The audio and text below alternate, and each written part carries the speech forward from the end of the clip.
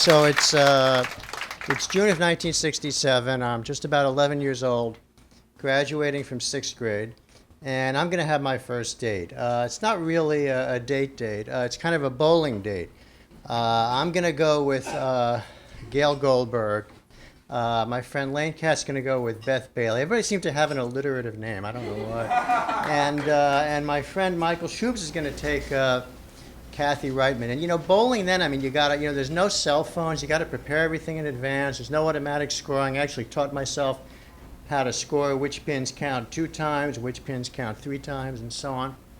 But there's kind of a problem. The problem is that while I like Gail a little bit and Lane liked Beth a little bit, Michael Shubes, as much as a 12-year-old could be, was really in love with Kathy Reitman, and his mother, Michael's mother, not Kathy's mother, was even more in love with Kathy than our son was. You see, Michael Shubes' mother, she'd kind of grown up in the Bronx on the wrong side of the tracks.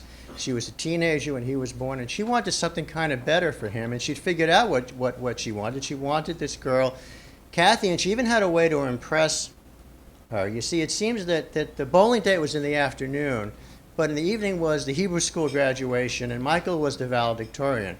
So, what better way to impress a nice Jewish girl and take her to the Hebrew school graduation, sit in the front row, see her son win all of the awards, and, they could get married the next morning. 12 years old, who needs to wait? And they've even got a logistical way to deal with it, because you can't, even in 1967, you can't go bowling and to a Hebrew school graduation in the same clothes. You got to change. So they concocted this plan where they would go bowling. They would then whisk Michael and Kathy to his house, which would also enable them to show off their big kind of suburban house. And they would change clothes, and then they'd go to the graduation, and as I say, proceed, to get married either that night or the next morning. Now, sixth graders like to gossip. And, if you're like 30 or 40 years old, the idea of a boy and a girl changing clothes in the same house at the same time is really not such a big deal. It happens all the time. When you're 12 years old, it's pretty good gossip material, So it didn't take me very long to get on the phone with my date, Gail Goldberg, and have like the following conversation. Oh, that's going to be really interesting at Michael's house in the afternoon. Yeah, I think they're going to get changed in separate rooms. I hear there's a door in those houses that goes between the 2 rooms. And there's not a lot of hot water. They'll probably have to take a shower together, and so on and so forth. It takes about 10 minutes to have that conversation, and kids being kids, it takes maybe 3 minutes for the conversation to get back to Michael and Kathy, who are, the source of the conversation. So now not only is the bowling date in trouble, but I'm in trouble with my best friend, who incidentally was about 5 times my size. I think he was bigger in 6th grade than I am now, So that wasn't good. So I did what generations of Jewish men have done back to the Bible, back to Adam and Eve. I lied. I said it's the woman's fault. Eve brought me the apple. It wasn't my idea. I said, well, I didn't gossip.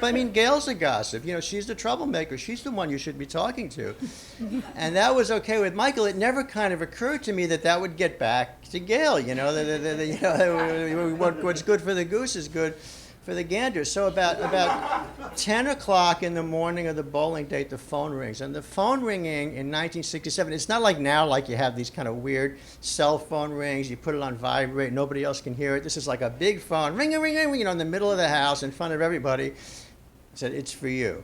It's Gail Goldberg. And I knew I was in trouble because, if you have a date and you give somebody your full name, you know that's not a good sign.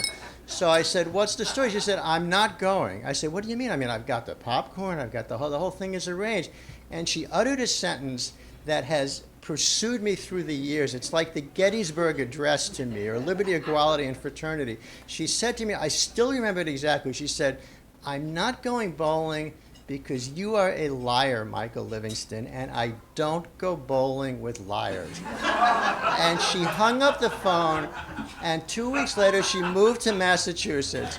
I never saw her again, and I don't even remember how old I am. I'm like 56, 57, 50-something years old, and I'm married, and I've got kids, and I even dated other people from Massachusetts, but I've never gotten past it. It was such a complete, irrefutable, total denunciation, and so true, so completely true, that I've never gotten past it. And the only thing I can say is that if you ever happen by chance to be in Massachusetts and you start talking to somebody and they're about my age and their name is Gail and there's like a second chance, you know, I don't want to take it. I mean, it's still too painful. Just walk away. Thank you very much.